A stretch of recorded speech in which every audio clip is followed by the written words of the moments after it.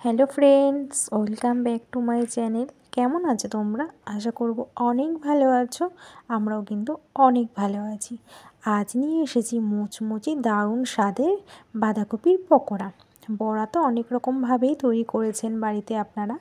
এইভাবে বাঁধাকপির পকোড়া একবার তৈরি করে দেখুন, সত্যি খেতে কিন্তু অসাধারণ লাগবে।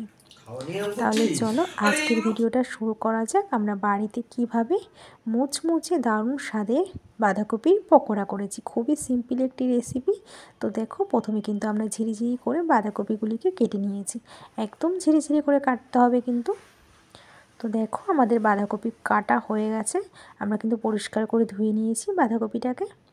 এবার কিন্তু আমরা নেব পেঁয়াজ কুচি। আমরা এক টুকরো পাতিলেবু নিয়েছি আর নিয়েছি আদা, কাঁচা লঙ্কা বাটা। প্রথমে আমরা একটি বাটিতে বাঁধাকপি নিয়েছি ঝিরিঝিরি করে, তার উপর কিন্তু আমরা দিয়েছি পেঁয়াজ কুচি আর কিন্তু দেবো আমরা একটা পাতিলেবুর রস। আমরা এক টুকরো পাতিলেবুর রস দিয়েছি। আর কিন্তু আমরা দেব 2 চামচ মতন বেসন। আর দেব আমরা 1 চামচ কর্নফ্লাওয়ার। আর দেব 2 চামচ কিন্তু ময়দা। আর কিন্তু দেব সামান্য আমরা হলুদ গুঁড়ো আর স্বাদ মতো লবণ। আর দেব 1 চামচ আদা, কাঁচা লঙ্কা বাটা আর সামান্য চিনি। এগুলিকে সব ভালো করে মেখে নেব। খুব ভালো করে কিন্তু মেখে নিতে হবে। খুব ভালো করে কিন্তু মাখতে হবে, জল কিন্তু দেওয়া যাবে না। দেখো, আমাদের সুন্দর করে কিন্তু মাখা হয়ে গেছে। পেঁয়াজের রস আর বাঁধাকপির রসেই কিন্তু মাখাটা পুরোটা হয়ে গেছে। আমরা একটুও জল ব্যবহার করিনি। এবার কিন্তু সামান্য একটু গোলমরিচ গুঁড়ো দেব, কারণ গোলমরিচ গুঁড়ো দিলে কিন্তু স্বাদটা খুব ভালো হয়। এবার কিন্তু এদিকে আমরা একটি কড়াইতে সাদা তেল গরম করে আমরা কিন্তু বাঁধাকপির পকোড়াগুলিকে ভেজে নেব।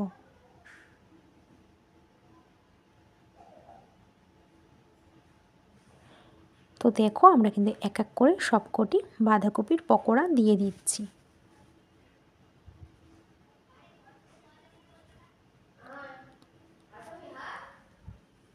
এরকম করেই কিন্তু আমরা সবকটি পকোড়া খুব আলতোভাবে তেলের উপরে দিয়ে দেব। এবার কিন্তু এপিট ওপিট করে ভেজে নিতে হবে। আমাদের এক পিঠ ভাজা হয়ে গেছে। আমরা কিন্তু বাঁধাকপির পকোড়াগুলিকে উল্টে দেব।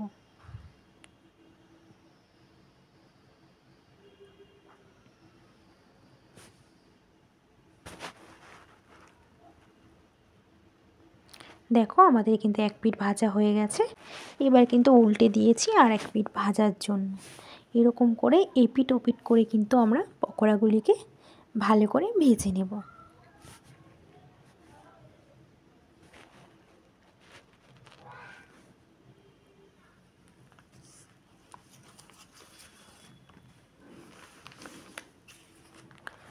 এবার কিন্তু আমরা একটি প্লেটে পকোড়াগুলিকে তুলে নেব। বেশ মুচমুচে হয়েছে কিন্তু পকোড়াগুলিকে।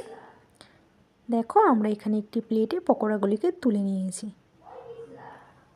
এবার কিন্তু আমরা সামান্য একটু সস আর স্যালাডের সঙ্গে সন্ধ্যাবেলায় কিন্তু পরিবেশন করব বাঁধাকপির পকোড়া। সত্যিই খেতে কিন্তু অসাধারণ হয়েছিল। সন্ধেটা কিন্তু জাস্ট জমে যাবে সঙ্গে যদি এরকম পকোড়া থাকে। তাহলে ফ্রেন্ডস, কেমন হয়েছে আজকে আমাদের বাঁধাকপি পকোড়ার রেসিপিটা? আজকে এই রেসিপিটা যদি ভালো লেগে থাকে তোমাদের, তাহলে কিন্তু অবশ্যই একটি কমেন্ট করে জানিও।